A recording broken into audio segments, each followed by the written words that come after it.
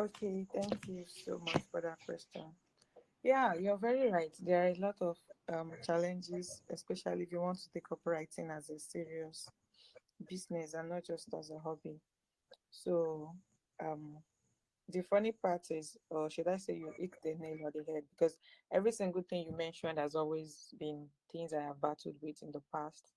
The issue of writing block, the issue of um, monetization of what I do, the issue of building my personal brand, you know, writing a book, publishing a book, financing the publishing of a book. Every single thing has been entirely. And if this particular gathering is about discussing all of those challenges, trust me, the whole night wouldn't even be enough. So I'm not going to start picking them one after the other. I'm just going to, like, in a very, very short summary, talk about things that have helped me. Speaking of writing blog, for example, now, okay, before I say that, I'm going to say first that when you practice something for a very long period of time, you find solutions to some things. There are some things that is only experience that will give you insights to them. People cannot just teach you, you understand? But that's why platforms like this are very, very good and helpful.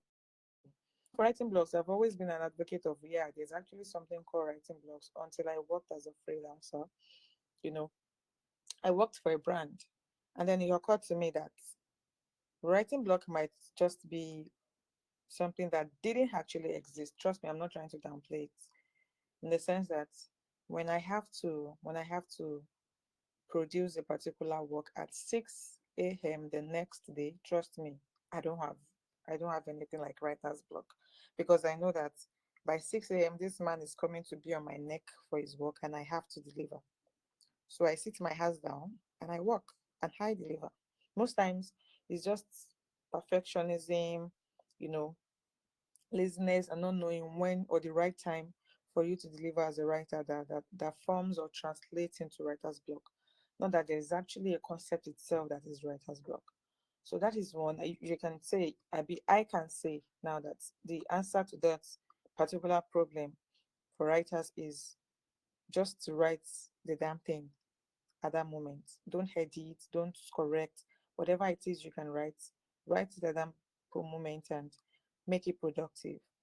So now that's an example of a challenge that I faced as a writer, and every other person is probably going through. Um, that is how it went away for me. Financing, building personal brands, getting people to read your works, getting endorsed as a writer. For me, I am going to say that all of those things are challenges that do not go away. They keep occurring the more you progress and the more you go forward as a writer. Not stopping and staying consistent is the answer to it. At some point, my problem was, how do I get money to publish my first book? The money came by selling my other writing skills, such as content writing, digital marketing, and the likes. I left that phase. Then it became, how do I market my books? I had to, what's it called? Gathered other skills like marketing skills. And of course, being on the state list helped as well. That problem left. And then it became, how do I build my personal brand? That problem also left. So it's just like I have said earlier, the longer you practice this art, the more you find answers to each of the very things that are disturbing you currently. And then the the faster or you get answers to your questions and your challenges. It's just as simple as that. So what exactly is the conclusion? The conclusion is stay consistent and do not give up. Your answers will definitely come to you, whatever it is you're going through as a writer right now. Thank you. Wow, that's that's incredible. I love the fact that you mentioned laziness as one of the causes of such thing as writer's block and perfectionism because yeah, I've interacted with writers who face this challenge, and when you talk, have a conversation with them, you get to the roots of the problem and discover that this person thinks their first drafts must be perfect, and so because they have that mentality etched in their heart, they are finding it difficult to just write, like you said, just write the damn thing. Thank you for that reply. And one other question, um, how do you deal with criticism? How do you deal with criticism? Because this is one aspect in writing that some writers, at least the writer I've had a close relationship with, this is one aspect of writing that they tend to shy away from. They think there are some people whose writing I've critiqued and they took offense. All right, they didn't welcome it, and I really don't understand why. And there are others who are just scared of criticism. They feel that maybe they are not good enough, and this if they should submit this work to so and so to go through it and criticize, they might it might what is the right word? I do not like the English language. When I'm in need of an adjective, it just poof out of my memory. You just might ruin the self-confidence that they have gathered over the years. So how do you handle criticism? All right, as a writer, how do you handle criticism? Do you welcome it? Do you use it as a step? Do you see it as a stepstone to be better and improve your arts? Okay, thank you. The funny thing is that you cannot hate criticism if you're a writer that wants to grow. Like if you're interested in growth, you cannot hate criticism. And then I'm going to be talking about different types of criticism. There are some criticisms that you just have to like trash them and throw them in the can. There are some that you have to sit down with them, analyze, and then, you know, look for a way forward. Now, there are constructive criticisms. There are criticisms that um, there are those ones that are just coming after your style, and not necessarily that there is an issue with your what you've created or your art. Now, let me explain what I mean by constructive criticism. I was at an event yesterday and someone asked a similar, very similar question about this issue of criticism. What the answer I gave was when I was talking about constructive criticism is that after I released my debut novel, like 2 months after, someone emailed me and discussed a character in the book. The person made mention of the fact that she felt that this particular character was not properly developed. And then she gave reasons. And then she also gave insight as to where she felt, how far she felt the book would have gone if a certain character was developed properly. Now, that kind of criticism, in fact, after I read a submission, the person's submission, I felt like recalling my books from bookshops and everywhere I have sold them to, and then working on what she said because it was such a good, you know, suggestion and opinion that I really felt, oh, why didn't I think of this? Those are criticisms that helps you grow. Okay, those are criticisms that you should not even turn your back at because it means that this person knows more and this person is giving you insight into how you could have done better. Now, there are, on the other hand, there are criticisms that this one is just trying to like change your style, maybe your style, your pattern as an author. Somebody will come and say your poetry is not deep, is not deep enough. Your poetry is shallow. That is not criticism. What do you mean is shallow? I mean those are general words. If you are to criticize a work, you will line by line, word by word, you bring out what is wrong with it and why you think something is wrong with it and how the particular work can be better. I mean, those are the kind of criticisms that you pay attention to and you look at them closely like, oh, is this person actually making sense? Is this person actually trying to correct something or they are trying to impose their own style of writing or their own method of writing on you? Somebody that is obsessed with works of people like William Shakespeare and feels that poetry should be like that of William Shakespeare could come and read your own work and be like, oh, your poetry is shallow, is this one. That one is not criticism. That one is just somebody trying to impose on your style of writing. And there are a lot of people out there like that, especially when you don't have a name, you don't have so much, audience yet. They feel like, okay, everything they say is going to go. Now, that is the stage where you ask for what spirit of discernment to be able to know the kind of criticism that you should take to heart and the ones that you should what trash. Yeah, that's the word. you throw them in the trash can, like simple. Not like you be rude to them, just, oh, thank you very much, full stop. So as a writer, you just have to develop thick skin. You have to grow thick skin, because if you don't even have the confidence to accept criticisms, it will affect how much you put your work out there. Because by the time you are scared of somebody commenting badly on your work, you start rethinking, should I post this thing? Should I not post this? What if somebody says this about this thing? That's how you slowly recline and go back into your shell. So it's important that you grow the confidence, you grow the thick skin to be able to accept criticisms, and then you develop the ability to be able to know which ones are for you and which ones you should actually trash. Thank you. Thank you, Blessing. Thank you. Um, what are the biggest misconceptions about financial realities of being a creative writer?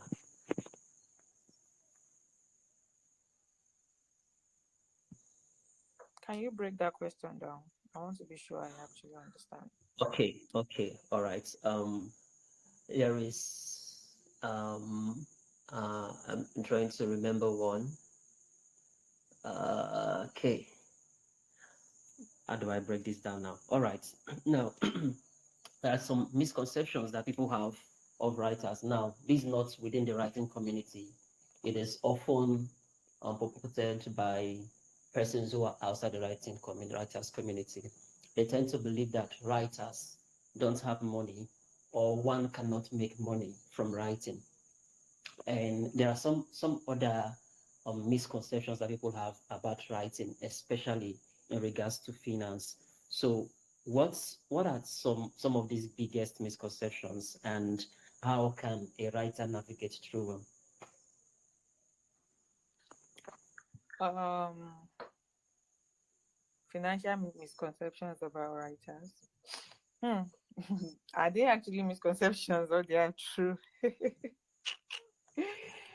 Oh my god. Well, some are, but Because well, let's be, let I'm me a hear very what you have to very, say. I can be an optimistic person, but I'm a very realistic person too at the same time. The truth is All that right. most of the financial stuff they say about writers, they are not misconceptions actually. They are actually true. Most of them are true. Now, I'm sorry that I'm changing your question, but there is no point in giving substance to what I don't believe in. You understand my point? But I'm still going to answer those ones that, of course, I don't believe in them. There is money in writing, but most writers do not have money. Now, do you understand the twist now? I Right, don't think right. saying that writers don't have money is a misconception, but saying that there is no money in the writing industry, that is the misconception now. Or saying that, oh, don't be a writer, you're definitely going to be poor, that's a misconception. Or um saying that writing is not a proper profession that can give you money, that's a misconception. Writing is not a profession, that's a misconception. Okay. But most Nigerian writers, at least I've run community of writers, very, very talented ones. I have interacted with a whole lot of them. I'm friends with even the big shots. So I know these things. I know what I'm saying. Majority of them don't have money as much as they should. And but there is money in the writing industry. Now, let me back it up with facts. Currently, look at the situation of things on the internet.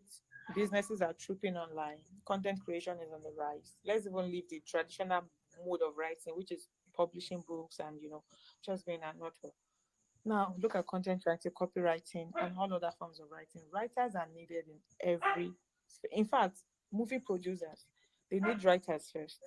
If you see any good PR online, first of all, is a product of an effective writer. You understand me? So basically, writers seem to be needed in every aspect, every industry that you could ever think of, especially in this present digital age where everyone people are tripping online to exist and to operate their businesses. Of course, they cannot create the content, the writing content themselves. They need writers to do these things for them. So So the industry is very rich, but is that the reality of most writers? No, that is not the reality of most writers.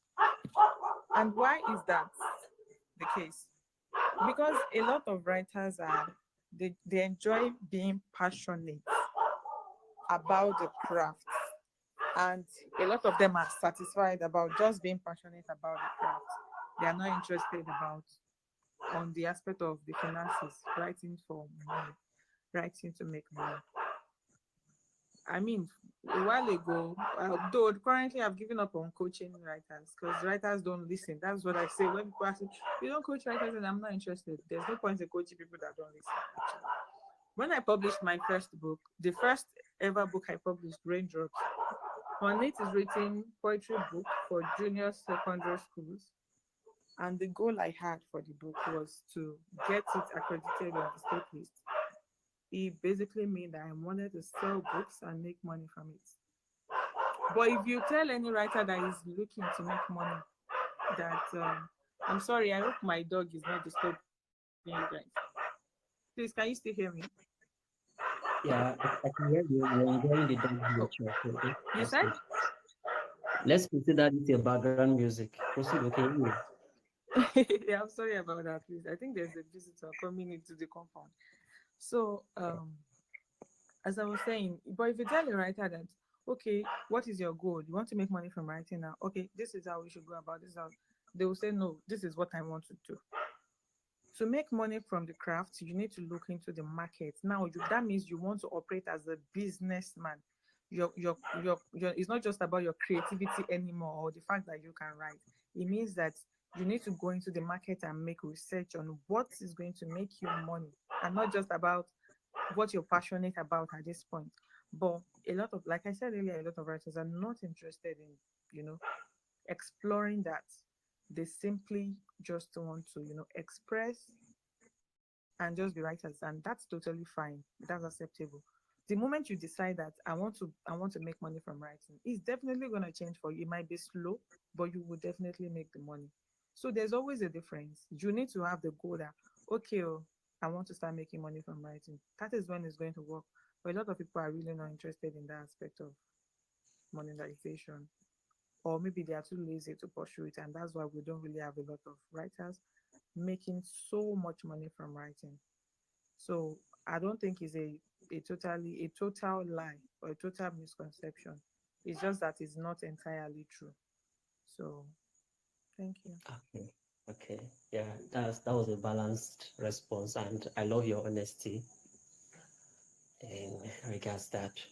All right. Now, the next question I'm going to ask is very, very important.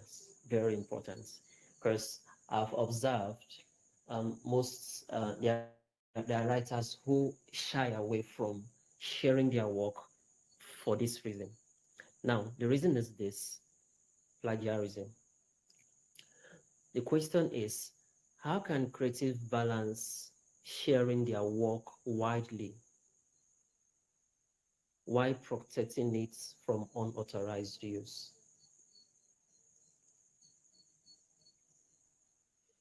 Mm, thank you very much. Um, Now we are again at the point of honesty. There is no abido shaker that you're going to use and say, oh, my work as you're going on the internet or as I'm sending you out, I cover you with the blood of Jesus. Well, the blood of Jesus can always work. I'm not I'm not limiting the power of Christ. I am simply saying that it is one of the risks. Every profession does have its own risk. Okay. Doctors, they have the risk attached to their job. Lawyers too have theirs. People that lecturers, they have the risk attached to their job. And this is one of it as well. It's one of those things that you make you scared that, oh God, as this work is going on, I don't want this. Now, so laying that background, um, for writers, a lot of writers don't understand what intellectual property even is. In fact, there are some that they actually they actually infringe on their work right in their faces, and they don't even understand that that is infringement. Okay. So before you get scared of what you don't know, you first of all need to know what you don't know. First, you are even scared of what you don't know.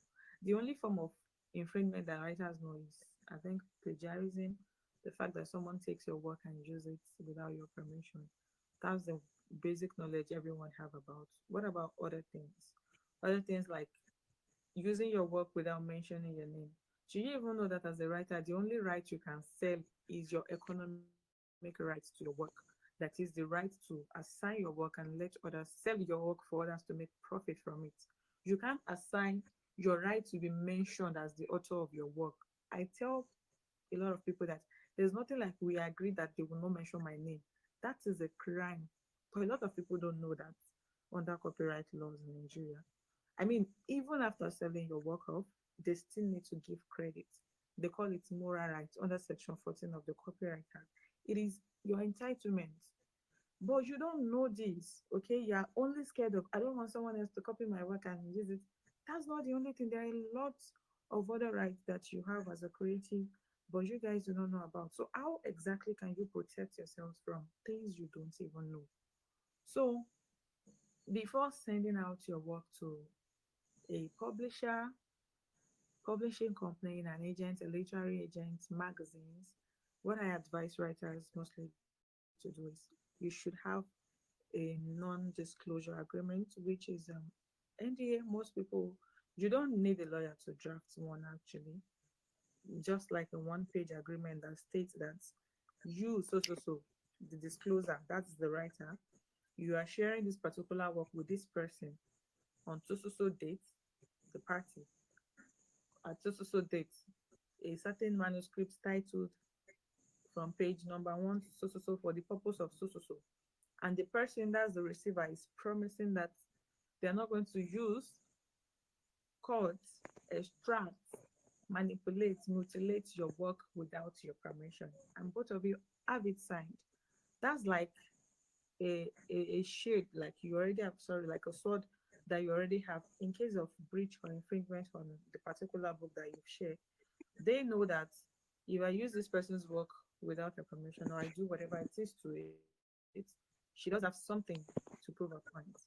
Do you understand me? But a lot of writers don't do this. I have had situations, a lot of situations where people come to my DM and say, "Oh, Blessing, I shared my work with this certain magazine and they told me that my poem was rejected only for them, for their this thing to come out there. And I'm seeing my poem on it. And the worst part is that my name was not even mentioned." And, if really funny stories like that, practically. So, writers, first of all, need to be enlightened widely about what it is what copyright is all about, how they can protect themselves, their works, basically. And that's the first step to actually reducing the chances of plagiarism, piracy, mutilation of works, and all other, infringement types when it comes to literary works. Yeah, thank you. Right.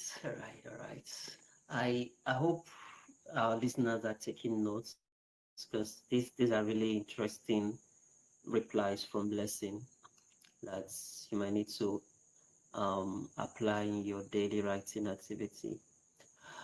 Now, one other question I'd love to ask is this. Um, the title of your debut novel is Petri what? Thank you, cool. Okay. Do you know why I didn't pronounce it? I was struggling with the right pronunciation, so I needed to hear you say it. Yeah, Petrichor. Tell us about it. How was the transition from poetry to prose? I'm interested in this, especially because I'm a poet. But the funny story is, I started off as a prose writer. Started off writing prose. I Okay. recently moved to a new city, and while packing my belongings in order to Okay. move, I happened on this bag of books. I saw notebooks, about 6 to 7 of them, of stories that I wrote years ago and couldn't complete the instant I found poetry. I abandoned fiction. And now, if you tell me to write a story, I will struggle with it. Yeah.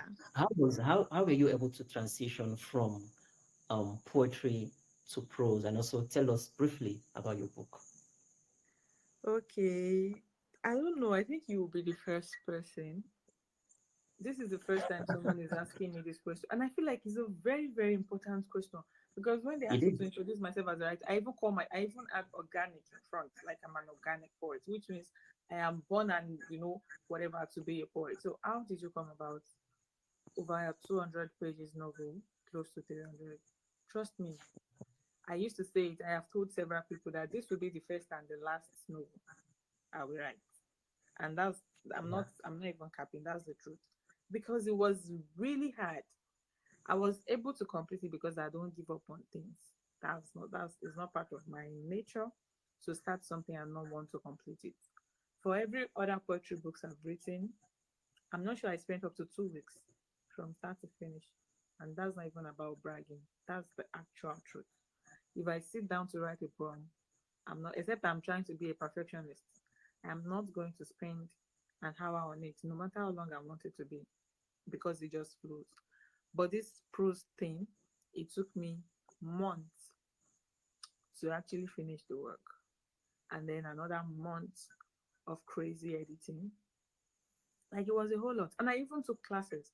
I took classes before I started so that you understand that whatever it is you're going through is not abnormal.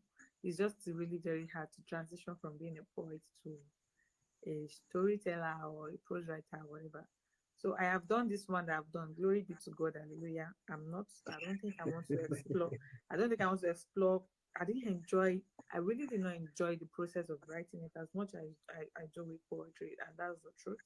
I enjoyed the story. I love the fact that I was able to do this, but I didn't have so much fun. It felt like a big work, a chore doing it. So that's that on that.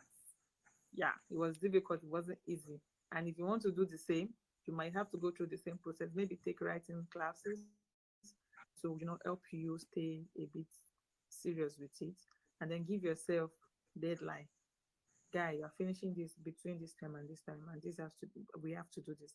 Then you can try. Then I actually I pant the all through the writing. I'm a pantser. Any form of writing, whether poetry or prose. I don't know how to plan my writing from, you know, different segment to different segment. I just like to flow. That one also delayed my work. If you want to make it easier, you can start by dividing your work, summaries of different chapters, that will help you. So about petrichor, oh, the full title is Petrichor When It Rains. Okay, Okay. that's the title of the book. So the literal meaning, like if they ask you what's the meaning of petrichor, petrichor just means the smell from the ground after the first rain.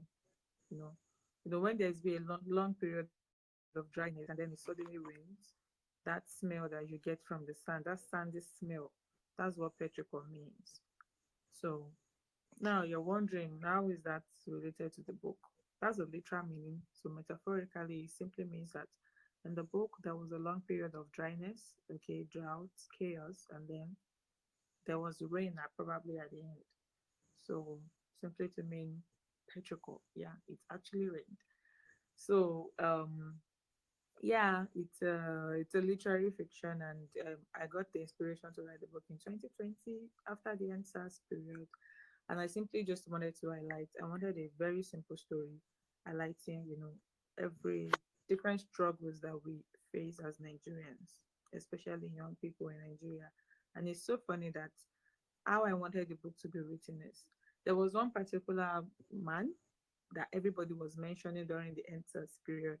I'm not going to mention names because I know the gravity of doing that. I'm a lawyer. So there's a particular man that everyone was mentioning that he gave the order to get young people killed. And, with my imaginative self, I was just wondering that, okay, being this particular person's child, what what would it feel like? I mean, being in my house and hearing my father's name all over the news as somebody that actually asked or gave the order for young people across the country to get killed in one night. How would I feel?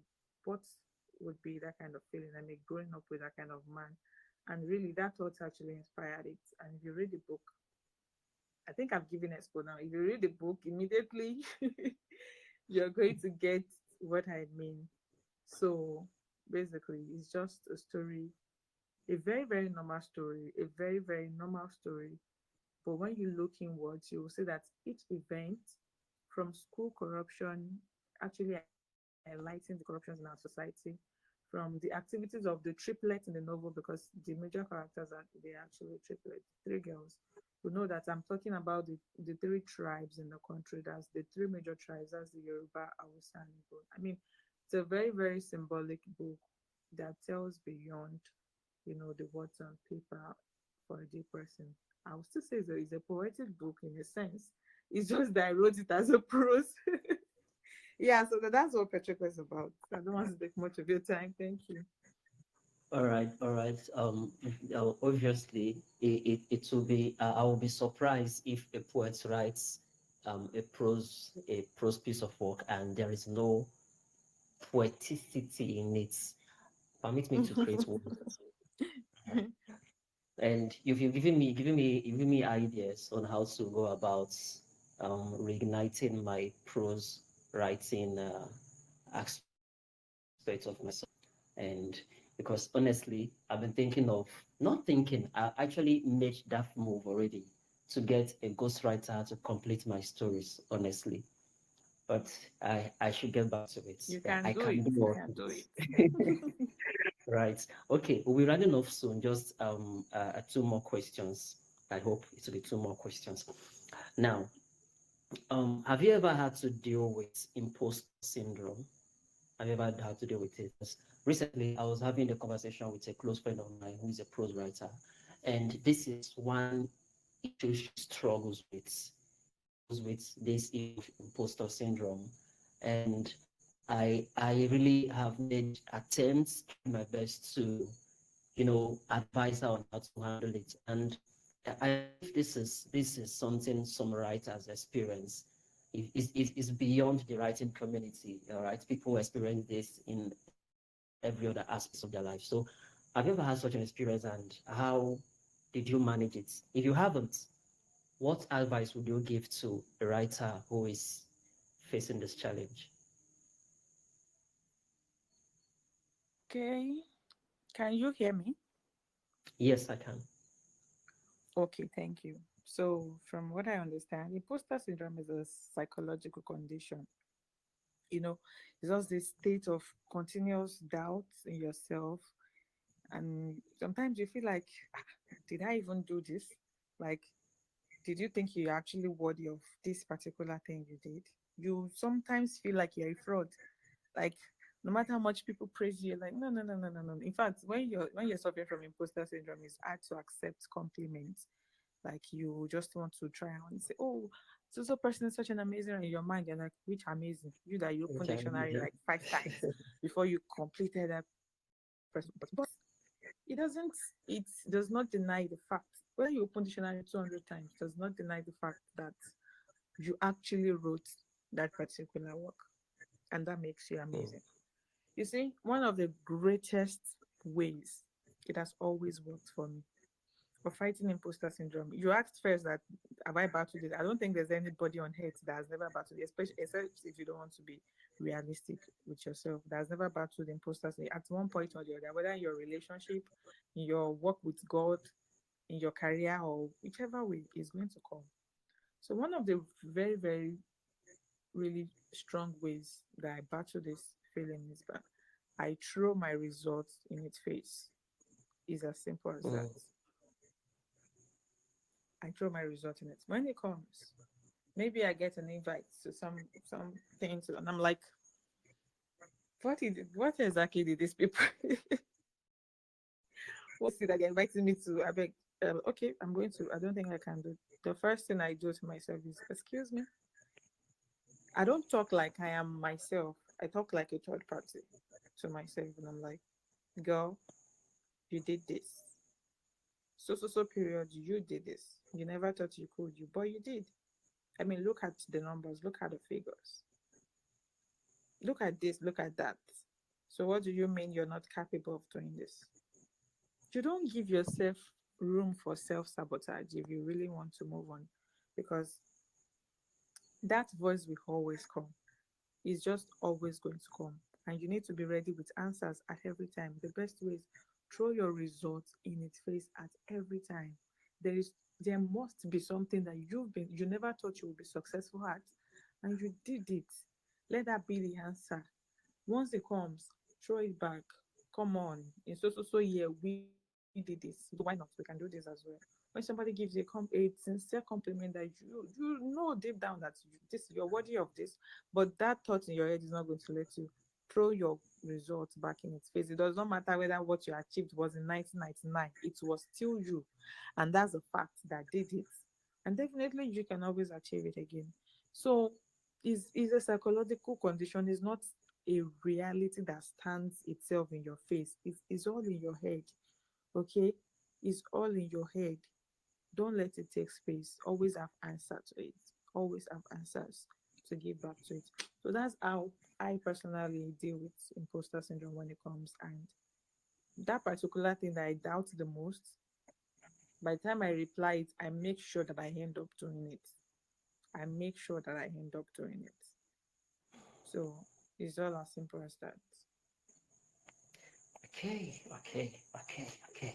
Through your results at the face of imposter syndrome. All right. I'm going to hand it down to the person I talked about earlier. Now, the last question, so we'll wrap this up. What advice you have for new writers? Or is that one advice, just one, do you have for new writers? Just keep writing, be consistent, and don't be scared to actually show yourself out to the world. I think keep writing and don't hide your power, don't hide your writings. Don't you see when you are telling people when I write in my what do you mean you write in your jotter? Excuse me. So who is going to read the ones you wrote in? I'm still starting, I don't know. You don't know, just post it. Post that your nonsense, please. I think it's part of the question you've asked earlier. Most are scared of criticism. See, you have nothing to lose. That's one thing a lot of people don't know. You are not one big shot name that cannot make mistake. You're not China Achebe, you're not Chimamanda Adichie, you're not Wole Soyinka. Those are the people that have more to lose because what? I mean, they are respected people in the industry and people don't expect them to be seeing tenses problems in their works.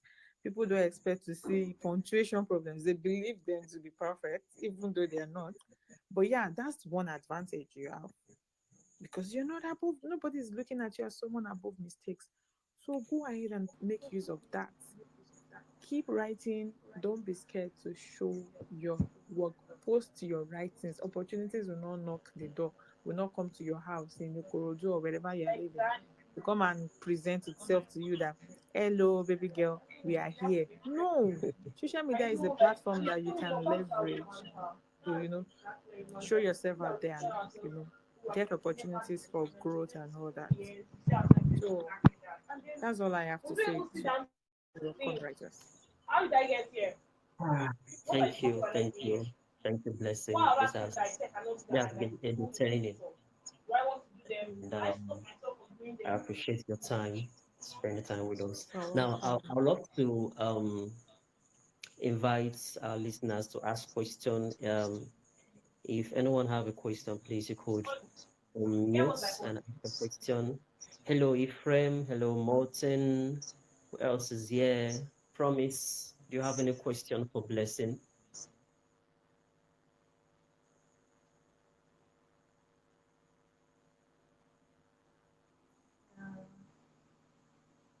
Quick response, please.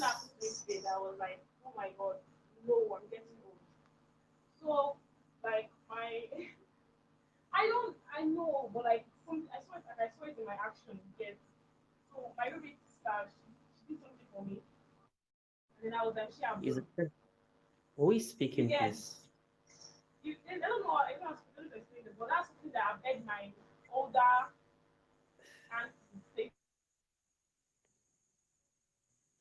Okay, I guess there are no questions from the audience. All right.